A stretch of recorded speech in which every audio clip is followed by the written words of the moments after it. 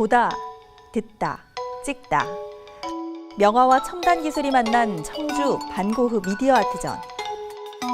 170여 점의 주옥 같은 고흐 작품을 대형 디지털 캔버스를 통해 만날 수 있습니다. 청주 반고흐 미디어 아트전 속으로 직접 들어와 보세요. 네, 이번에는 충북인 뉴스의 청출어람형 기자죠. 근데 김남경 기자는 용납을 못하는 것 같습니다. 아닙니다. 우리 충북인 뉴스의 간판 기자. 충북인 뉴스의 입간판. 네. 네. 입간판? 네. 입간판은 주로 바깥에 네. 놔두는 불법 광고물인데. 그래요. 존재 자체가 불법입니다. 박명원 기자와 함께합니다. 반갑습니다. 네, 안녕하세요. 네. 오늘 다룰 이야기는 어떤 이야기죠? 네. 언론에 이미 상당 부분 다뤄진 내용인데 LG 하우시스 집단 따돌림. 따돌림과 괴롭힘과 관련된 얘기입니다. 네. 이게 이제 당시에 6명의 피해 노동자들이 직접 본인의 얼굴을 드러내고 집단 괴롭힘과 따돌림에 대한 피해 그 과정들을 모두 용기를 내서 폭로를 했는데요. 네. 당시에 이제 사측의 입장에서는 개인 간의 갈등일 뿐이다. 네. 그리고 이런 문제들이 조직적으로 있었다라는 거에 대해 동의할 수 없다. 네. 그리고 이 괴롭힘의 주동자로 이제 이들이 지목했던 해당 팀장에 대해서는 30년 넘게 해당 부서에서 끈끈한 동료애로 일해온 사람으로 알고 있다. 네. 이렇게 답변을 했단 말이에요. 네. 개인 간의 갈등일 뿐이다라고 치부를 했는데요. 그 이후에 이제 저희 취재 결과에 새로운 사실들이 드러나고 있습니다. 그 지난 4월에 극단적인 선택을 해서 유서를 남기고 세상을 떠난 직원분이 한 분 계시는데요. 네. 그분의 유족께서 이제 저희 청주 노동인권센터를 찾아와서 네. 그분이 남기셨던 유서를 공개를 해주셨어요. 당시에. 예. 근데 그때 당시에는 문제가 안 됐었거든요. 이 내용이. 근데 이번에 그 LG 하우시스의 집단 따돌림이 언론에서 이제 공론화되니까 네. 그 유족 측에서 좀 뭐라고 할까 마음의 그 움직임, 동요가 있으셨던 것 같아요. 그 이전에도 이제 이게 피해자들끼리 연결이 되어 있어요. 그 동시다발적으로 6명을 괴롭히는 게 아니라 네. 처음에 한두 명을 말 안 듣는 한두 명을 괴롭히다가 네. 이들과 어울리는 사람이 또 한두 명이 생겨요. 네. 그럼 또 그 사람을 괴롭혀요. 네. 그렇게 해서 한 명 한 명 고리고리처럼. 그래서 이 고인께서 본인의 부인에게 항상 했던 말이 이제 내 차례다. 그 얘기를 했었대요. 이제 내 차례가 오고 있다. 근데 심지어 유서에는 어떤 내용이 있었냐면 제가 그 당시 그분 핸드폰에 메모장에 적혀있는 유서를 봤는데 회사 생활이 너무 힘들어서 견딜 수가 없다. 이런 내용이 이제 전반적인 부분을 다뤘고 마지막에는 먼저 가게 돼서 미안하다, 무책임해서 미안하다 이런 내용입니다. 그러니까 결과론적으로는 이분께서는 본인의 생을 마감하는 그 마지막 순간에 쓴 그 유서에 네. 물론 회사에서는 개인적인 일이 있다라면서 그 개인의 그 사유를 공개를 했어요. 네. 근데 그것도 이제 저는 문제라고 보는 게 그거는 회사와 관련이 없는 사건인데 그 개인의 사적인 사고를 가지고 마치 이 고인이 그것 때문에 사망한 거다. 우리랑 관련이 없다. 이렇게 본인들 입장문에 표명을 했단 말이에요. 네. 근데 들여다보니까 그분이 남기신 마지막 메시지에는 그런 게 아닌 회사에 대한 그런 힘듦, 그로 인해서 파생되는 자기에 대한 심적 부담감들을 호소했다라는 거죠. 근데 이게 당시에 왜 안 알려졌나 했더니 그 부인께서 충격적인 내용을 또 고백을 하시는 게 당시에 이제 이분이 일 때문에 괴로움을 호소했기 때문에 산재 처리를 희망을 했었던 거예요. 남겨준 유족 입장에서. 근데 그런 자료들을 입증받고 산재를 신청하고 이런 과정의 핵심 자료나 키워드를 쥐고 있는 건 회사란 말이죠. 그래서 그런 자료를 받기 위해서 협조했었다. 하지만 이제는 그 산재 처리를 안 받으려고 하나니 포기했다. 그냥 내 마지막 남편한테 그냥 있는 그대로를 하늘에서라도 좀 편히 눈 감게 네. 해드리고 싶어서. 근데 대한민국의 기업들은 거의 대부분 산재 처리를 하는 걸 극도로 꺼려하는 경향이 있습니다. 네. 근데 이번에 그 LG 하우시스도 내부적으로 그 산재 얘기가 나와서 산재 얘기도 먼저 좀 잠깐 하고 가겠는데 회사 측에서는 직원이 일하는 도중에 뭐 예를 들어서 추락을 해서 허리를 다쳤다든지 이 명백한 업무상 그 재해란 말이에요.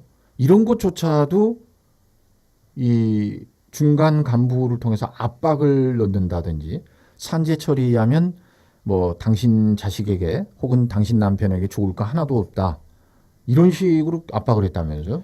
근데 물론 이제 이 내용들은 피해자들의 공개 주장일 예. 뿐입니다. 예. 회사 쪽에서는 사실 사실이다 아니다라는 답변조차 주진 않고 있지만 이분들의 주장인 거고 이게 사실이진 않지만 적어도 뭐 회사에서는 이에 대한 반박을 펼치지 않고 있기 때문에 이분들의 주장을 설명하자면 예. 본인들이 이제 커터칼로 작업을 하다가 인대가 끊어지는 큰 사고를 겪은 한 직원의 경우에는 예. 병원으로 가서 실제로 봉합 수술을 받았는데 예. 당시에 이제 간부 직원이 그 산재 처리를 하지 말아라. 그냥 너 집에서 다친 걸로 해라. 방문에 찌인 걸로 해라. 이런 식으로 얘기를 해서 산재 처리를 못 받았어요. 그러니까 치료비는 사적으로 어떻게 근데 물론 해줄 이제 테니까. 대기업 같은 경우에는 회사에서 공상 처리라고. 네, 그렇죠. 그 일부 비용을 지원을 해줘요. 전부는 아니더라고요. 근데 이분이 이제 산재 처리를 못 받았고, 근데 본인이 손가락을 다쳐서 일을 못하면서 뭐 쉬게 되거나 이런 거에 대한 뭐 향후 치료나 이런 것들은 뭐 전혀 본인이 사비로 해결했어야 됐던 거고. 예. 근데 이분이 당시 입사 2년 차였단 말이에요. 예. 그러니까 상당히 좀 무서웠대요. 혹시 산재 처리를 하게 되면 예. 무슨 자기한테 불이익이 올까봐 네. 그렇게 압박을 받아서 결국에 산재 처리를 못 받았고 또 어떤 직원은 본인이 높은 데서 떨어져서 허리를 다쳤는데 예. 본인이 이걸 산재 처리를 하려고 하니까 본인이 아닌 집에 있는 어머니를 찾아갔다는 거예요. 이 간부 직원이. 예. 그러니까 찾아가서 이거 산재 처리하면 아들한테 좋을 게 없다. 예. 이렇게 얘기를 했다라는 거예요. 예. 이분의 주장에 따르면. 그러니까 이거는 단순히 산재 처리를 방해한 게 아니라 이 가족까지 찾아가서 사실상의 압박을 준 거잖아요. 그 어머님한테 아들한테 좋을 게 하나 없다라는 식으로. 근데 이 고인께서도 지난 4월에 돌아가신 고인께서도 돌아가시기 한 달 전에 그 회사에서 이렇게 뭐 쪼그려 앉아서 작업하는 일이 좀 있었나 봐요. 예. 그 정확한 병명이 있었는데 그 허리에 무리 가가지고 뭐 축만증인가요? 예. 그걸로 인한 긴급 수술을 받게 됐어요. 예. 이거에 대한 산재 처리를 하려고 했지만 이분 또한 그 간부 직원의 압박으로 당시 산재 처리를 못 받고 본인의 사비로 수술 비용을 충당을 했다라는 겁니다. LG는 가족 경영을 모토로 하는 기업으로 널리 알려져 있습니다. 그런데 만약 이 노동자들의 주장이 사실이라면 이렇게 되물어 볼 수밖에 없겠죠. 당신들의 가족은 그런 식으로 대하는지. 아까 그 집단 따돌림 이 얘기 어떻게 보면 이게 가장 심각한 것인데 한두 명의 직원이 아니란 말이에요. 다음은 너. 네. 예를 들어서 A라는 노동자가 집단 따돌림을 당하는 걸 지켜본 B라는 노동자가 너무 안쓰러워요. A가. 그래서 사적인 데에서 뭐 예를 들어서 저녁에 우리끼리 회포나 풀자. 왜냐하면 위로해 주고도 쉽고. 근데 사내에서는 내가 네 편 못 들어줘서 미안하다. 라든지 인간적으로 충분히 할 수 있는 거거든요. 그런데 그런 사실이 알려지면 위로를 하려고 하거나 우호적인 B가 이제 또 집단 따돌림의 그 타켓이 되는 거죠. 네. 이게 퇴사한 직원들까지도 이 증언에 동참을 했는데요. 예. 이 기자회견 사실을 알고서 퇴사한 직원들이 이 관련된 내용을 현재 조사하고 발표한 청주 노동인권센터에 본인들의 이제 진술서를 보냈어요. 당시 본인들이 겪은 것들, 예. 회사 안에 있는 분위기. 근데 그분들의 공통된 주장은 조직 내 집단 괴롭힘과 따돌림이 분명히 있었다라고 본인들이 얘기를 한 거예요. 퇴직한 직원들이. 그 내용들을 보면 말씀해 주신 거랑 똑같습니다. 그러니까 신입사원들이 들어오면 선배 직원들이 자기 부서고 자기 일을 함께할 동료고 위험한 작업을 호흡을 맞춰서 해야 되기 때문에 팀워크를 기르기 위해서 뭐 밥도 사주고 얘기도 한단 말이에요. 예. 그걸 이제 괴롭힘을 당하고 있는 한 직원이 신입사원을 불러서 밥을 먹으려고 하니까 이건 그 퇴사한 신입사원의 그 주장입니다. 예. 본인이 말한 만나려고 하니까 만났어요. 예. 그 자리에서 전화가 온다는 거예요. 만나는 거 어떻게 알고? 너 지금 누구랑 있냐? 너 빨리 나와라. 그리고 나한테 바로 집에 가서 전화해라. 이래가지고 이제 깜짝 놀라니까 그 앞에 있던 괴롭힘을 당하는 직원이 미안하잖아요. 자기 때문에 얘까지 괴롭힘 당해도 빨리 가라 해서 밥도 먹다가 그냥 중간에 나왔는데 그 다음 날에 이 간부 직원이 나서는 게 아닙니다. 그 밑에 직원들이 또 있어요. 이 사람을 이제 맹신하는 그 사람들이 찾아와서 너 왜 이런 짓 했냐 막 이런 식으로 얘기하면서 너 앞으로 누구 만날 거면 나한테 얘기해라. 그리고 누가 뭐 일부러 못 만나게 했냐 왜 몰래 만나냐 이런 식으로 압력을 줘서 이 입사한 직원이 이런 조직 문화에서는 도저히 일을 못하겠다 해가지고 버티다 6개월이 안 돼서 그만뒀어요. 그렇게 해서 그만둔 들려는 마음까지 먹는 그런 사고 방식이 정상적인 거 아닌가요? 그래서 사실 그걸 이걸 좀 견딜 만한 본인들이 상태가 아닌 거예요. 이게 너무 그 안에서 펼쳐지는 것들이 네. 회사에서는 다 아니라고 하지만 이분들의 8명, 9명, 10명에 대한 주장이 각기 다른 괴롭힘을 당하고 시점도 다 달라요. 연도도 다르고 월도 다르지만 공통된 것들이 다 나와요. 그런데 그 간부급이라는 그 공통된 인물이 그렇죠. 있죠. 그 공통 인물 한 명이 예. 모두 이 괴롭힘과 따돌림의 원흉이다. 이 사람의 지시로 이어졌다. 예. 그걸 따르는 사람들이 괴롭히고 이 유형들이 뭐냐면 신입사원을 시켜요. 후배들 저보다 5살 어린 사람들 시켜서 예. 욕을 하게 하고 반말을 하게 하고 인간적인 모욕감을 주는 거예요. 그리고 신입사원이 맨 처음에 들어오면 딱 타켓을 정해서 누구와 절대 네. 어울리지 마라. 교육을 시킨다고 하더라고요. 또 이게 사실일까요?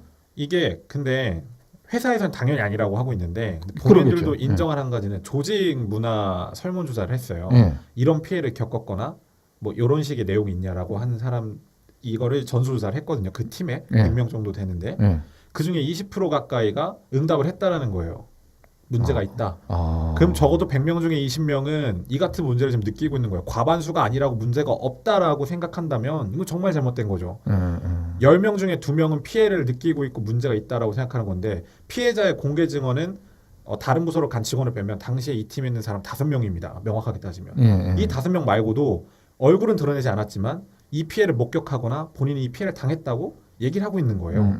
근데 더 이제 청주노인권센터에서 지금 추가 증언을 확보하고 있는 과정인데 퇴직한 직원들을 계속 더 접촉을 하고 있어요.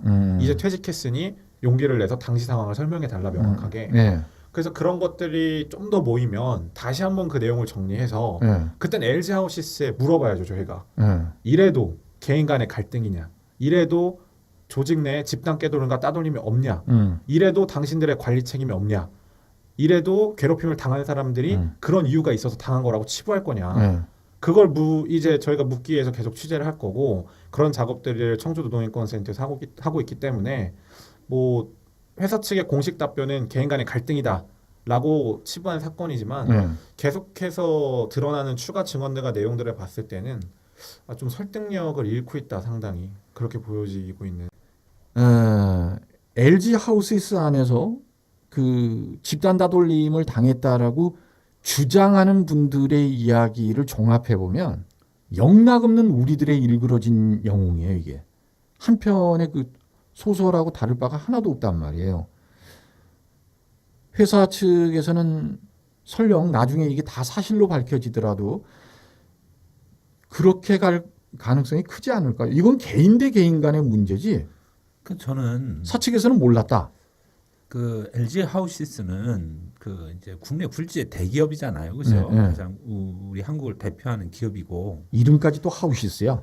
근데 네. 이제 그 그룹이 가지고 있는 자존심, 네. 프라이드 네. 이게 얼마나 엄청나겠습니까? 네. 그런데 해명하는 과정에서 그 자존심과 그 프라이드를 과감하게 포기를 하더라고요. 자, 그러니까 여기에서 한 100명 정도 되는 이 팀원들, 그러니까 이 팀에 100명 정도가 있는데 4년 동안 열 몇 명이 퇴사를 했다고 하죠. 네. 그건 대단히 높은 수치예요. 못 들어가서 누구나 가고 싶어하는 기업인데 네. 또 들어가기도 힘들고 한 기업인데 거길 스스로 뛰쳐나왔다. 이거는 간단한 일이 아니죠. 쉬운 일도 아니고 흔히 있을 수 있는 일이 절대 아니에요. 네.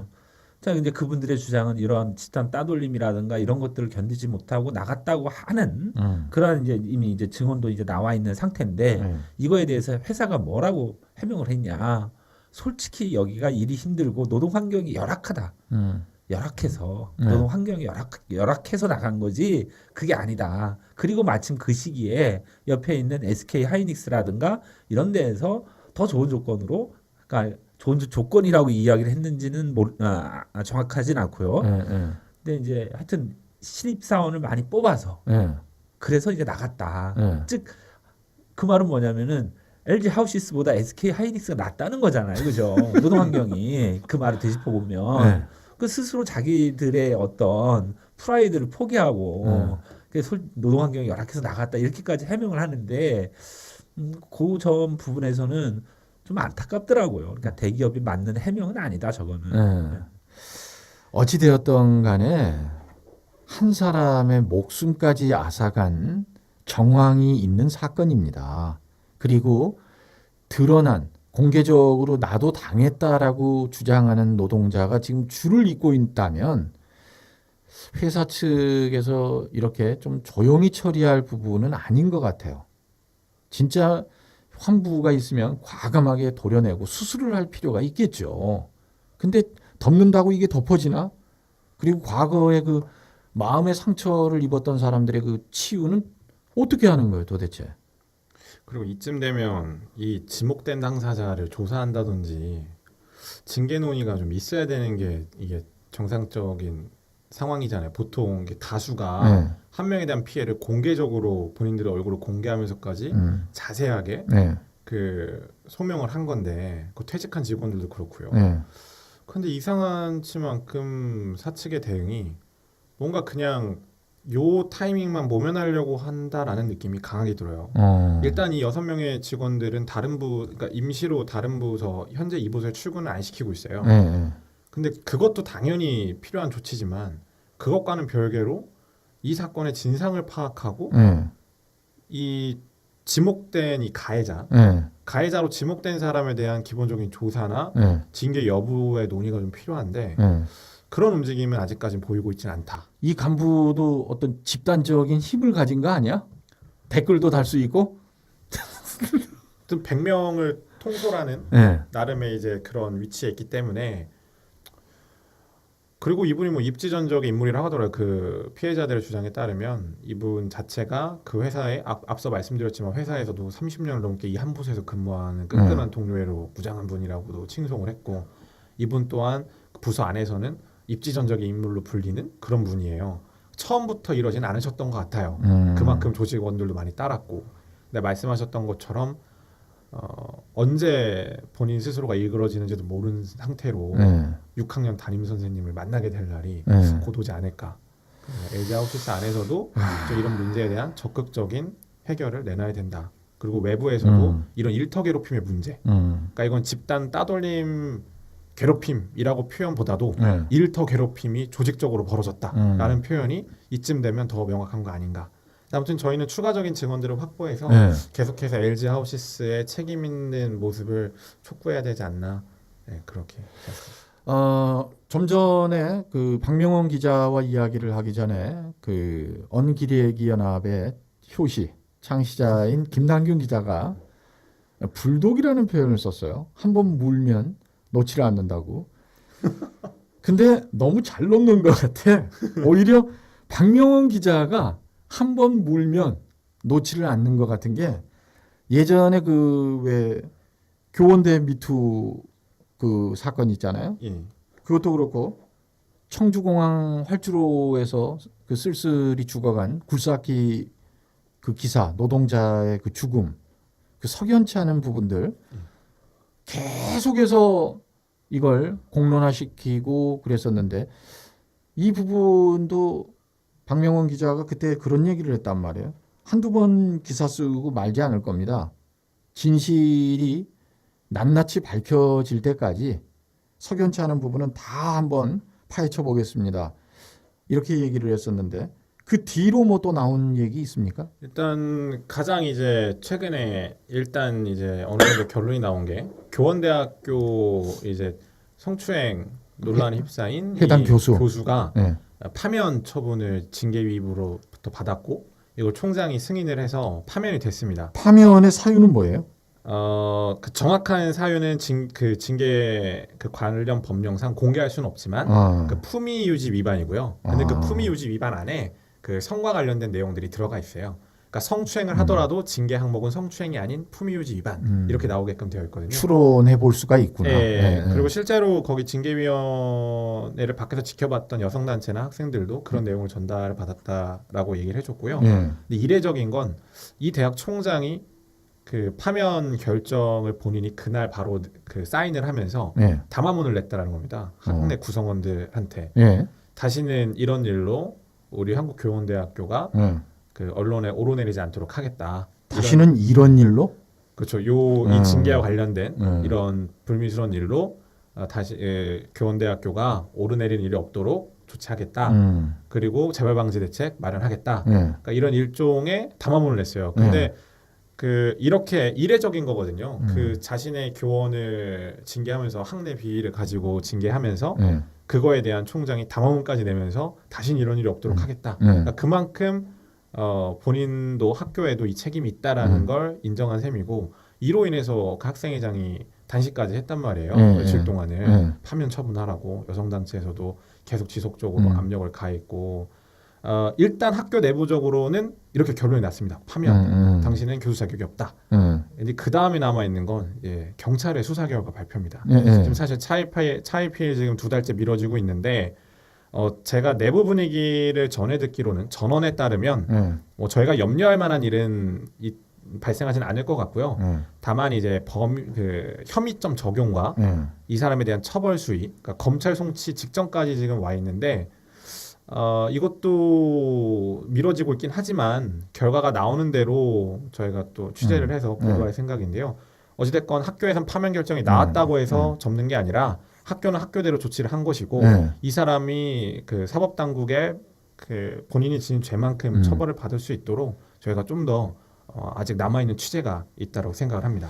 교원대학교 측의 이번 결정을 높이 살 생각은 없어요. 네, 근데 그렇죠. 이례적인 건 분명한 게 되게 집단 뭐 기업도 그렇고 회사도 그러니까 기업이라든지 뭐 학교라든지 군 부대라든지 다 비슷비슷한 게 불미스러운 이런 일이 터지고 나면 항상 나오는 얘기가 비슷합니다. 경찰 수사 결과를 지켜본 다음 아니면 사법부의 판단이 내려진 다음 그죠? 오히려 먼저 그런 다음 우리가 하는 게 순서다.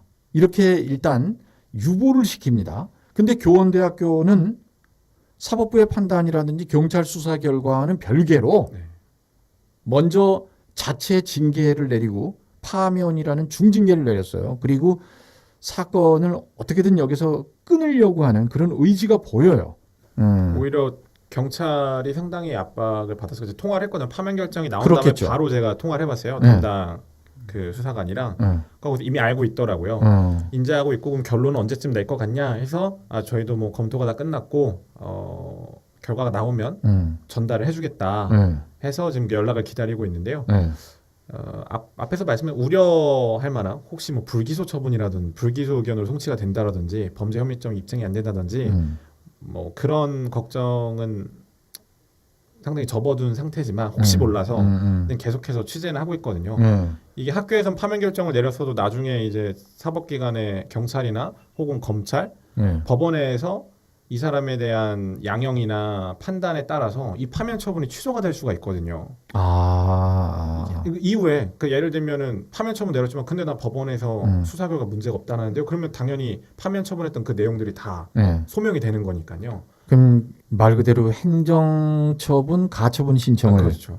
그러니까 이분 같은 경우에 전력이 그 공공장소에서의 그 성추행 그걸로 해서 이제 기수유예 처분을 받았었거든요. 그러니까 기수유예 처분을 하니까 그때 당시에 학교에서 이제 징계라든가 추가적인 조치를 하지 않았던 거예요. 그러니까 성범죄 같은 경우에는 재범률이 다른 범죄에 비해서 월등히 높다는 통계가 나와 있는 거거든요. 그때 가령 적절한 조치가 취해졌다면 이분들의 행위가 그러니까 이 교수의 그 일탈 행위가 뭐 이렇게까지 이제 커지지 않았을 수도 있죠. 그래서 어찌됐든 경찰 수사의 결과물도 저희가 보도를 해야 되고 검찰에서 또 이 사건을 어떻게 볼지도 확인해야 되고 최종적으로 법원에서 어떤 판단을 내릴지도 확인할 때까지 이 사건은 끝나지 않았다라고 보는 거고요.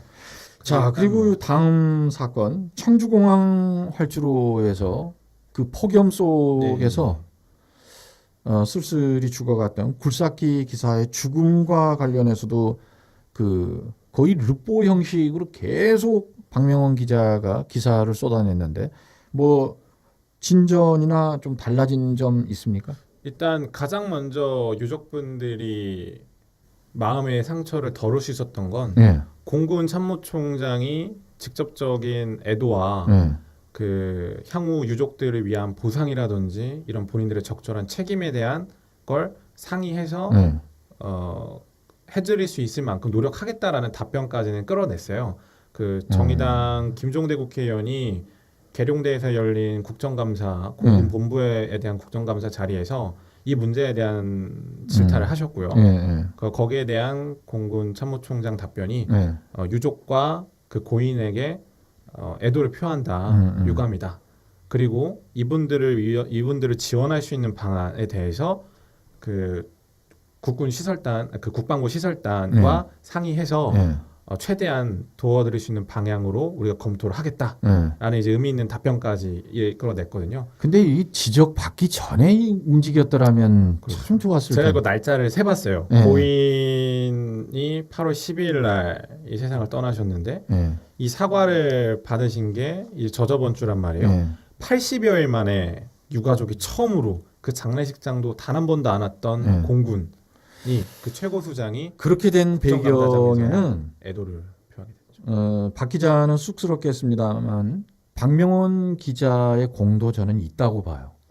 지속적으로 문제 제기를 하고 뉴스에서 그냥 단발성으로 한 번 다루고 빠져나왔을 때 박명훈 기자는 더 깊이 들어갔어요. 그리고 또 저희 와우 판 매거진 이 팟캐스트 방송과 인연을 맺었던 김종대 국회의원까지 여기에 개입이 되면서 김종대 의원은 지금 뭐 예산 그쪽으로 가기는 했습니다만 국방에 계속 국방에도 그래요? 네. 그 예결산위원회는 한시적인 거예요. 아. 상설위원회가 아니라 그러니까 국방에 뭐 자타 공인하는 최고 전문가 중에 한 의원입니다. 김종대 의원이 이쪽에 또 관심을 갖고 하는 바람에 그 거대한 조직이 이제 조금은 움직인 것 같아요. 그리고 이제 민주노총과 현재 이제 그 국방 시설단 이 사업을 발주한 그리고 한진중공업 요 세 주체가 민주노총이 이제 유족의 위임장을 받고 들어간 협상의 당사자고요. 이 세 주체가 지금 협상 중입니다. 보상과 향후 대책. 그러니까 제가 또 전원에 따르면 관계자의 전원에 따르면 만약 다음 주 11월 6일인가 두 번째 협상이 있는데요. 이때도 만약에 협상이 결렬이 된다라고 하면 내부적으로는 그 조합원들이 한진중공업 내 조합원들은 파업까지도 고려하겠다라는 안까지 나온 걸로 전해지고 있거든요. 그만큼 어떻게 보면은 무시했을 거예요. 무시했기 때문에 이 노동자가 그렇게 죽어가는데 이렇게 매몰차게 무시를 하고 외면했을 텐데 만나주지도 않고 그 힘없는 노동자들이 힘을 모아서 이 고 김종길 씨의 이 억울한 죽음을 풀어낼 수 있는 상황까지 지금 왔다. 근데 이 모든 건 공군과 한진중공업 하청업체가 만든 본인들의 이제 그런 거죠. 제대로 공병산년을 많이 느낄 거예요. 저도 지금 우리 건설 현장에서 그 사망 사고가 났었던 거 취재했던 기억이 꽤 있거든요. 그 사망 사고 현장을 가보면 최소한의 안전 수칙 이 부분들이 안 지켜지는 거예요. 가령 이제 포크레인으로 흙을 파서 굴삭기로 흙을 파서 그다음에 이제 덤프 트럭이라고 하죠. 싣고 이렇게 가고 다시 내려 저기 하고 그러다 보면은 이제 경사가 이제 심한 곳에 이렇게 이제 흙을 갖다가 다시 이제 이렇게 내려놓게 되는데 거기에서 이제 추락하면 차가 전도되면서 이렇게 사망 사고가 많이 일어나거든요. 거기에는 이제 신호사라고 해서 사실은 이제 운전석에 있는 그 분들 같은 경우에 시야가 확보가 되지 않으니까 안전한지 안 한지 뒤로 가야 되는지 이렇게 이제 신호를 그 보내주는 이걸 갖다가 이제 배치를 반드시 하게 돼 있거든요. 근데 현장에서 이게 무시되는 경우가 많구나. 거의 안 지켜지고 있고요. 그러니까 청주 저 증평산단에서도 수해 전에 한번 그렇게 해서 사망 사고가 있었고 그 다음에 이제 단양 지역이었을 거예요. 그런데 이제 이 지하 이렇게 땅을 팠는데 20몇 메타였나요? 그러니까 그걸로 추락해서 이제 사망했었던 그런 사건도 있고 그게 다 보면은 그 있어야 될 인력 안전을 지켜주는 이런 사람들이 없으니까 그런 사고들이 많이 났던 거죠. 만약에 이 현장에도 사실은 그 덤프 트럭도 있었을 거고 뭐도 있었을 거고 그런 과정에서 이런 신호사가 제대로 배치가 됐었는지 아닌지 이런 것도 좀 한번 볼 필요도 있고요. 만약에 그 당시에 가령 그런 부분들을 갖다가 볼 수 있는 사람, 그 이쪽에 현장에 다른 사람이 있었다면 이 부분이 사망에 이르지 않았을 수도 있었을 거거든요. 네. 그러니까 있어야 할 사람들이 그 자리에 있었는지 네. 없었는지 뭐 그런 것도 한번 살펴봐야 될 겁니다. 김 기자. 네. 가끔 이럴 때 없어요? 내가 이러려고 기자를 했나 하는 자괴감이 들다가도 네. 조금 전에 박명원 기자의 그런 기사 덕분에 억울한 분의 그 정말 어떻게 짓눌린 마음이 조금이라도 풀려질 수 있고 그리고 빛을 이렇게 제공하는 그런 역할을 내가 하고 있구나. 내가 그래서 기자하기를 참 잘했다. 이런 것도 물론 있죠. 당연히 그게 없다면 뭐 이 일을 오래 할 수는 없겠죠. 사방 정 만들고 요거도 네. 먹고 하면서 네. 한쪽에서 근데 되게 그런 것 같아요. 지지하는 쪽은 힘없는 사람들이 지지를 하고 고소고발하고 법정에서 보자 너 밤길 조심해라 하는 측은 주로 좀 힘이 있거나 탄탄한 네. 이런 조직들이고 네. 요 이제 굴삭기 물론 취재는 계속 하겠지만 네. 지금까지 한 과정을 마무리했지만 뭐 저희뿐만 아니라 CJB 청주방송이라든지 그 국민 TV 또 이 해당 내용을 보도를 했어요. 같이 취재를 했고 그래서 그분 그렇게 겸손 안 해도 돼. 우리 네. 이제 와우팟 매거진 그리고 이제 유족분이 이제 이 김종길 씨의 배우자분 부인께서 저희가 간단한 메시지를 보내오셨는데요. 암흑 속에 있는 저희에게 손을 내밀어 꺼내주신 거에 진심으로 감사드립니다. 아우 요- 소름 돋는다. 네. 진짜 그래서 소름 요거는 돋는다. 제가 개인적으로 받고 나서 그러니까 저한테만 하시는 말씀이 아니라 우리를 도와줬던 이제 유족들을 도와줬던 모든 사람들에게 전해주십사 해서 해주신 말씀이라 와우팟 매거진을 좀 빌려서 이 문제에 관심을 가져주시고 보도하고 이 기사를 읽어주고 이 방송을 듣고 있는 독자들이 정말 이분들에게 큰 힘이 되고 있다라는 말씀을 드리고 싶습니다. 박명원 기자는 아직 멀었어. 선배에게서 이런 뻔뻔함을 배워야 되는데 자화자찬 잘 크고 있어요. 30살 넘으면 아마 충분히 뉴스의 입간판. 입간판 불법 입간판. 노상에 방치되어 있는 불법 입간판. 그래요. 오늘 소식 잘 들었습니다. 저희가 준비한 소식은 여기까지입니다. 오늘 수고하셨습니다. 네, 감사합니다.